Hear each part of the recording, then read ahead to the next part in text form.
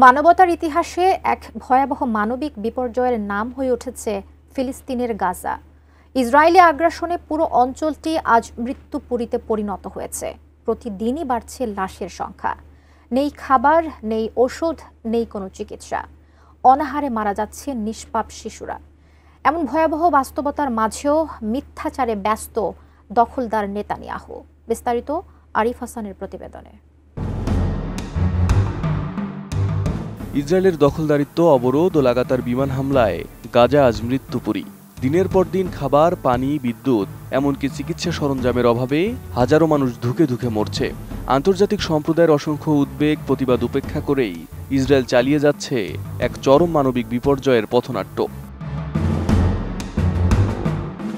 গাজায় যখন তীব্র মানবিক সংকট চলছে, অনাহার ও অপুষ্টিজনিত কারণে একের পর এক নিষ্পাপ শিশু মৃত্যুর কোলে ঢলে পড়ছে, ঠিক সেই মুহূর্তেও মিথ্যাচারে ব্যস্ত ইসরায়েলি প্রধানমন্ত্রী বেনিয়ামিন নেতানিয়াহু।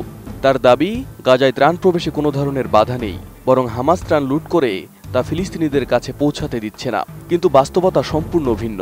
জাতিসংঘ ও বিভিন্ন আন্তর্জাতিক মানবাধিকার সংস্থা ইসরায়েলের এই অভিযোগকে ভিত্তিহীন বলে নাকচ করেছে। তাদের মতে, গাজায় এতটাই সীমিত পরিমাণে ত্রাণ প্রবেশ করছে যে খাদ্য ও ওষুধের অভাবে প্রতিদিনই মৃত্যুর মিছিল দীর্ঘ হচ্ছে।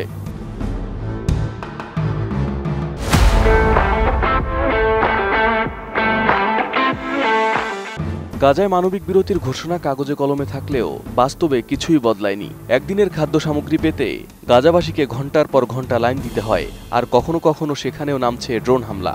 জাতিসংঘের তথ্য বলছে, গত ৩ মাসে শুধু ত্রাণ আনতে গিয়েই ইসরায়েলি হামলায় মারা গেছেন প্রায় ১,০০০-এর মতো ফিলিস্তিনি।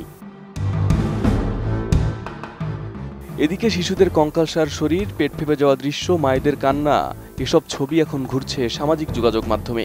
দুনিয়ার বিবেকবান মানুষ প্রশ্ন তুলছে, এটাই কি সভ্যতার চূড়া? আর সেই ছবি দেখেই নেতানিয়াহুর ওপর প্রকাশ্য ভিন্নমত পোষণ করেছেন মার্কিন প্রেসিডেন্ট ডোনাল্ড ট্রাম্প। এদিকে ইসরায়েলের প্রধানমন্ত্রী গাজায় আগ্রাসনকে আত্মরক্ষা বলে চালিয়ে দিচ্ছেন। অন্যদিকে গাজার ধ্বংস, ক্ষুধা আর মৃত্যুকে আড়াল করতে চালাচ্ছেন তথ্যযুদ্ধ। বিশ্লেষকরা বলছেন, নেতানিয়াহুর এই ধরনের মিথ্যাচার শুধু গাজার বাস্তবতা আড়ালই করছে না, বরং বিশ্বমঞ্চে ইসরায়েলের বিশ্বাসযোগ্যতাও প্রশ্নবিদ্ধ করছে। আর আন্তর্জাতিক মানবাধিকার সংস্থাগুলো বলছে, প্রকৃত পরিস্থিতি আরও ভয়াবহ এবং প্রতিদিন গাজায় শিশুদের অপুষ্টিজনিত মৃত্যু বাড়ছে। গাজার আকাশে এখনো ড্রোন, নিচে অনাহার, অথচ দাবি করা হচ্ছে কেউ অনাহারে নেই। এ যেন এক নির্মম রসিকতা। বাস্তবতা হচ্ছে, গাজা এক মানবিক গণকবরের দিকে এগোচ্ছে এবং সেই সত্য আড়াল করতে চেষ্টা করে চলেছে মিথ্যুক নেতানিয়াহু। আরিফ হাসান, এটিএন নিউজ।